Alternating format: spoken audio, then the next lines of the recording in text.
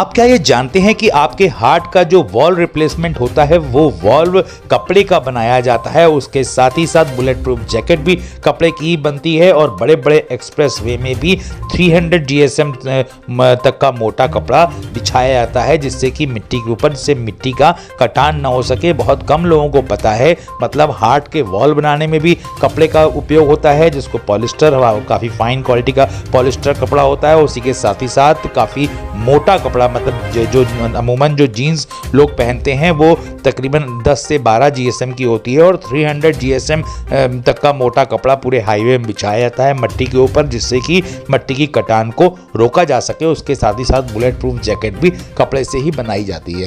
मेरा यह बताने का तात्पर्य यह है कि जो टेक्सटाइल डिपार्टमेंट है इसका एरिया बहुत वाइड है और 34वां राष्ट्रीय सम्मेलन कानपुर IIT में संपन्न हुआ और ये Kanpur the institute of engineers को पहली बार मौका मिला, और अगर यूं कहा जाए कि पूरे नॉर्थ इंडिया को पहली बार मौका मिला वस्त्र विभाग के का राष्ट्रीय सम्मेलन करवाने का। और ये अपने आप में बहुत सौभाग्य की बात थी कि द इंस्टीट्यूट ऑफ इंजीनियर्स को ये मौका मिला। यहाँ पे कश्मीर से लेकर कन्याकुमारी तक के काफ़ी कॉलेजेस ने पार्टिसिपेट किया, जिसमें तमाम हाईली क्वालिफाइड प्रोफेसर्स आए और इंजीनियरिंग कर रहे स्टूडेंट्स भी आए। उन्होंने अपने विचारों का आदान प्रदान किया। निश्चित रूप से इस तरह की मीट होने से एक्सपोजर होता है और लोगों को नॉलेज मिलती है कि किस फील्ड में काम किया जाए। तकरीबन 55 शोध पत्र यहाँ पे पेश किए गए और उस पर भी चर्चा हुई। और उसके साथ ही साथ यहाँ पे जो जिस्ट निकल के आया वो ये आया कि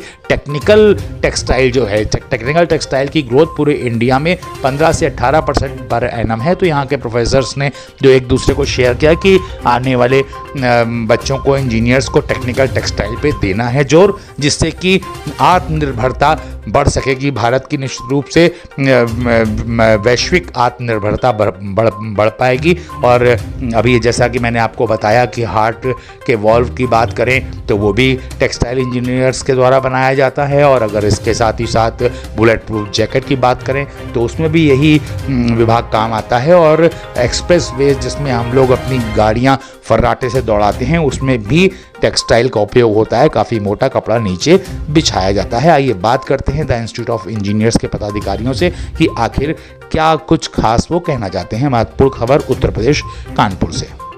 इस वक्त हम लोग खड़े हैं IIT कानपुर में और यहाँ पे आप जैसा कि बोर्ड के माध्यम से देख रहे हैं कि 34वीं नेशनल कन्वेंशन हो रही है टेक्सटाइल इंजीनियर्स की और नेशनल कॉन्फ्रेंस हो रही है इनोवेटिव टेक्सटाइल मटेरियल्स की। इसमें देखिए है क्या कि ये 34वीं नेशनल कन्वेंशन है, लेकिन पहली बार कानपुर को चांस मिला है, जिसको institute of engineers textile engineers से मिल करके इसको ऑर्गेनाइज कर रहे हैं। इसका जो मेन होस्ट कर रहे हैं वो इंस्टीट्यूट ऑफ इंजीनियर्स के पदाधिकारी कर रहे हैं। और यहाँ पे तकरीबन कश्मीर से लेकर कन्याकुमारी तक के तकरीबन 20 कॉलेज से प्रोफेसर्स और बच्चे आए हुए हैं और लोगों ने अपने थॉट्स यहाँ पे 2 दिन के प्रोग्राम में शेयर किए, जिसमें सबसे ज़्यादा जोर यहाँ पे दिया गया आपको टेक्निकल टेक्सटाइल पे जोर दिया गया, क्योंकि टेक्निकल टेक्सटाइल की जो ग्रोथ है वो 15 से 20% पर एनम है। और टेक्निकल टेक्सटाइल की आपको बात बताएं कि जो नॉन टेक्निकल टेक्सटाइल है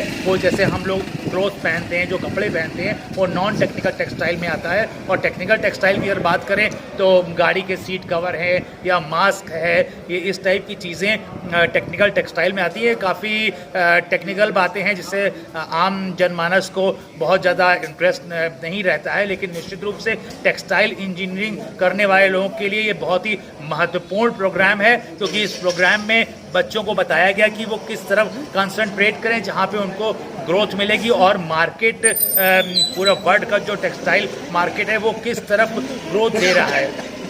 ये मुख्य बात है। आइए बात करते हैं इंस्टीट्यूट ऑफ इंजीनियर्स के पदाधिकारियों से कि उनका क्या कहना है कि इस नेशनल कॉन्फ्रेंस में, 34वीं नेशनल कॉन्फ्रेंस जिसका पहली बार चांस कानपुर को मिला है, उन लोगों ने क्या मेन इसमें पॉइंट्स रखे हैं जिसपे ज़्यादा ये लोग कंसंट्रेट कर रहे हैं। आइए बात करते हैं इंस्टीट्यूट ऑफ इंजीनियर्स के पदाधिकारियों से। नमस्कार, आपका शुभ नाम क्या है सर? प्रोफेसर मुकेश कुमार सिंह। मुकेश कुमार जी, ये प्रोग्राम आपका 2 दिन का यहाँ पे ऑर्गेनाइज कराया है आप लोगों ने, तो इसमें 20 कॉलेज के, जैसा आपने बताया 20 कॉलेज तकरीबन पार्टिसिपेट कर रहे हैं। के सैकड़ों बच्चे आए हैं, तो यहाँ पे मुख्य उद्देश्य आपका क्या है, मतलब क्या आप लोग थॉट्स शेयर कर रहे हैं, कैसे बच्चों को किस दिशा में आप लोग गाइड कर रहे हैं?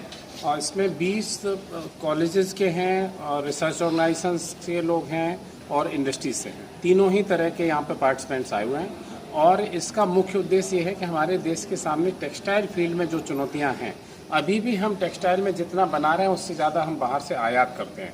तो हमारा जो बाहर के देशों पर निर्भरता है उसको हम लोग कैसे कम करें, वो उन बिंदुओं को यहाँ पर मुख्य रूप से चर्चा में लाया गया है। और मेक इन इंडिया का जो हमारा मिशन है आदरणीय प्रधानमंत्री जी का, उसको सुदृढ़ करने के लिए, सशक्त बनाने के लिए। रेशम से भी रिलेटेड कुछ रेशम से रिलेटेड बात है लेकिन उतनी नहीं है, क्योंकि रेशम हमारा नेचुरल फाइबर है। हमारा मेन जो जोर है वो टेक्निकल टेक्सटाइल पे है। Technical textile. तो आप लोगों ने यहाँ जो बच्चे आए हैं अलग अलग कॉलेज से, उनको क्या आपने यहाँ पे आके क्या स्पेशल उन लोगों ने सीखा?